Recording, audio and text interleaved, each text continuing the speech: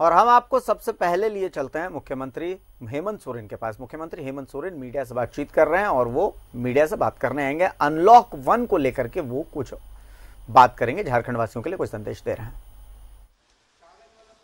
तस्वीरें हम आपको दिखा रहे हैं, लाइव तस्वीरें एक्सक्लूसिव मुख्यमंत्री हेमंत सोरेन।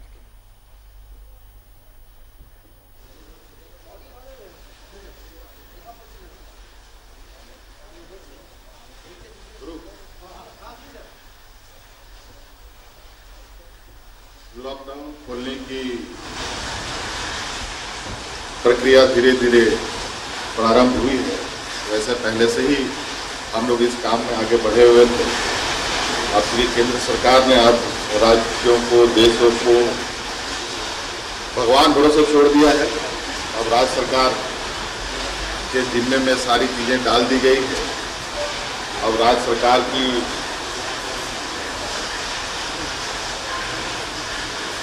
स्थिति आने वाला समय में पता चलेगा कि क्या होगा। और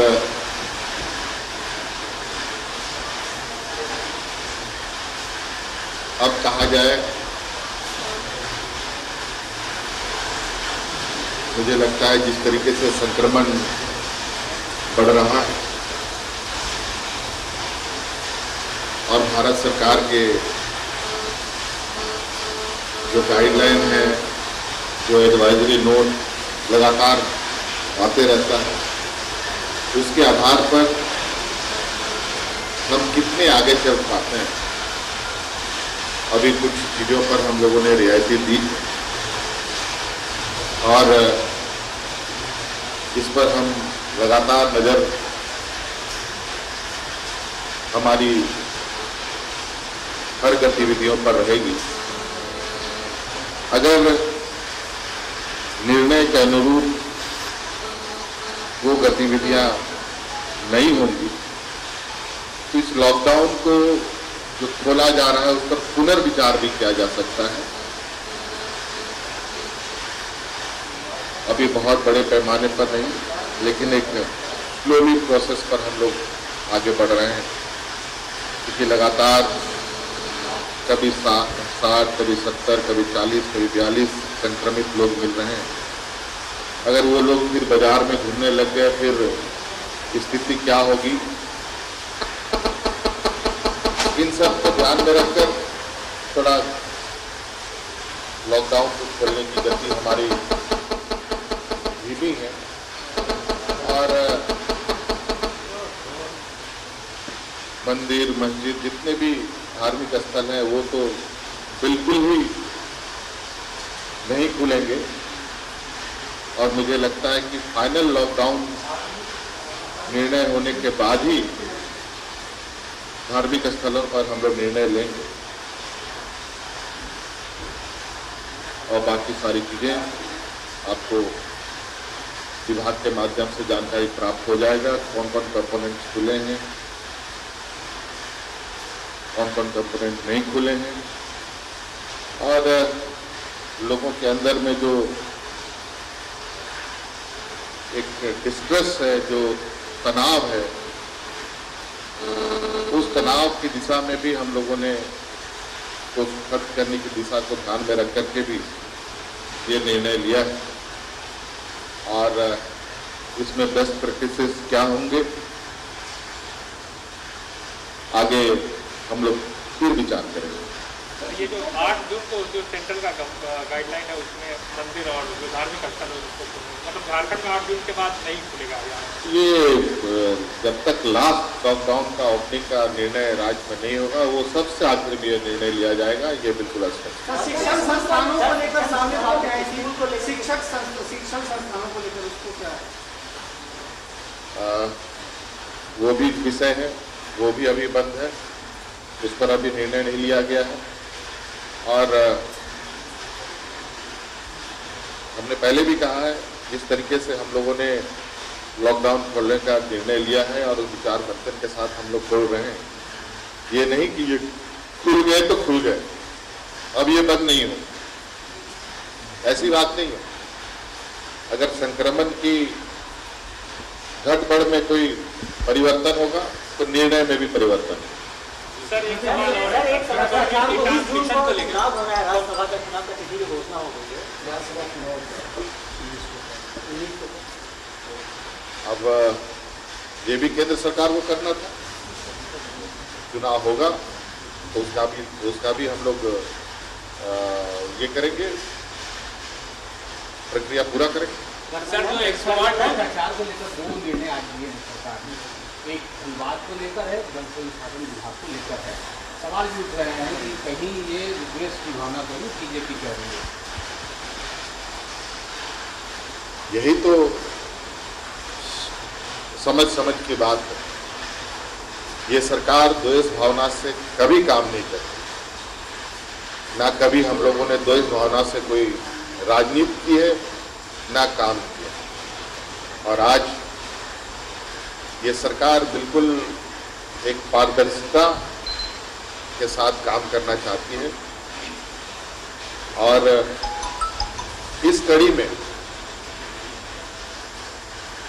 जो गलत हुआ उस पर कार्रवाई होगा, जो सही हुआ उसको सराहा जाएगा।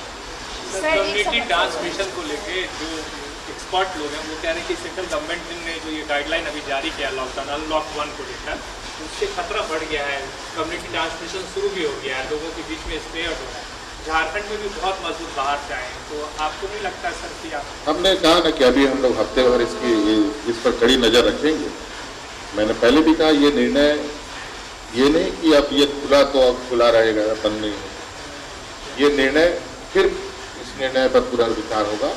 अभी हम लोग इस पर पूरा क्लोज मॉनिटरिंग करेंगे इस निर्णय पर और इस गतिविधि पर।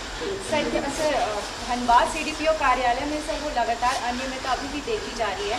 आपके संज्ञान में ये आपने संज्ञान लिया था, उसके बाद वहाँ पर जो भी है वितरण शुरू किया गया है, लेकिन वो वितरण क्या है कि जो कीड़े में चावल लग गए हैं जिनको बांटा जा रहा है। फिर जो फ्लैट्स में पोस्टर थे उनको मतलब पोषण पखवाड़ा में ही उसको डिस्ट्रीब्यूट करना था, लेकिन उसको अब ये कर रहे हैं और वो 5 लाख का सारा पेमेंट हो चुका है, लेकिन अभी तक वो जो जिम्मेवार अधिकारी उनकी कार्रवाई नहीं की गई है। तो सर कब तक उन पर कार्रवाई होगी और जो सीडीपीओ मैम है वो भी उन पर कोई कार्रवाई नहीं की गई है? अच्छा ठीक है, इसको हम इस गतिविधि को कल समाप्त करने की कोशिश करें।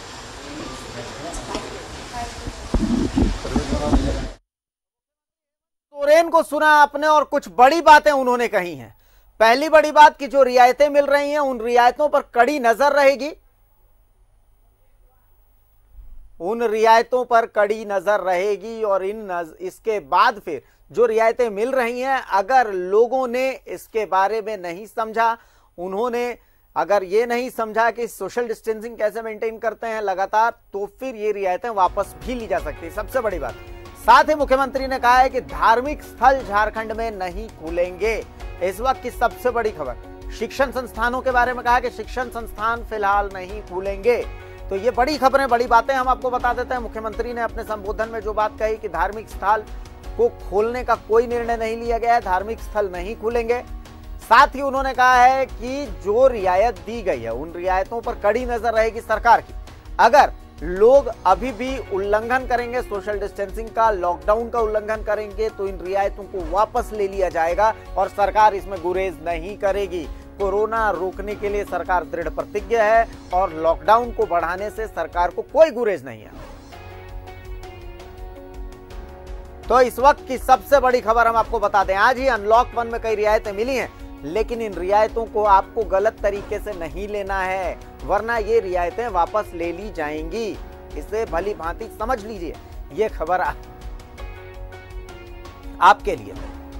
मुख्यमंत्री हेमंत सोरेन के इस संबोधन के मायने समझिए कि धार्मिक स्थल जो हैं वो धार्मिक स्थल नहीं खोले जाएंगे और साथ ही शिक्षण संस्थान नहीं खोले जाएंगे, और साथ ही अगर आप और हम लोगों ने लॉकडाउन का उल्लंघन किया तो सरकार इन रियायतों को वापस लेने से भी गुरेज नहीं करेगी। मुख्यमंत्री के इस संबोधन को समझना बहुत जरूरी है। और साथ ही अभी हम आपको भ्रष्टाचार के खिलाफ कुछ खबरें दिखाने वाले हैं। उन खबरों पर मुख्यमंत्री की यह प्रतिक्रिया थी कि द्वेष की भावना से कुछ नहीं हो रहा है, जिसने कुछ नहीं किया है उसे डरने की कोई जरूरत नहीं है, और जिसने भ्रष्टाचार किया है उसे सरकार से कोई नहीं बचा सकता। सरकार भ्रष्टाचार को लेकर इनटॉलरेंट है। सरकार भ्रष्टाचार बर्दाश्त नहीं करेगी।